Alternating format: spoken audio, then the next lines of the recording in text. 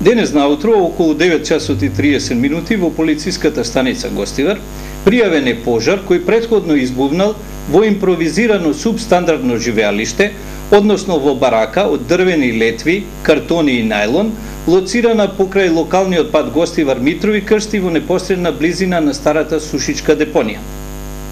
Во пожарот, чиј епилог и последици за жал се трагични, смртни повреди задобило 10-месечно машко бебе, кое заедно со неговата малолетна 16-годишна мајка од Велес и со уште едно друго лице живееле во бараката, а кои во моментот на избунувањето на пожарот не биле тука, односно биле излезени надвор. Откако го забележале огнот, пожарот е пријавен во Гостиварската територијална противпожарна единица, а повикана е и службата за брза помош, чии лекари за жал констатирале смрт на детето.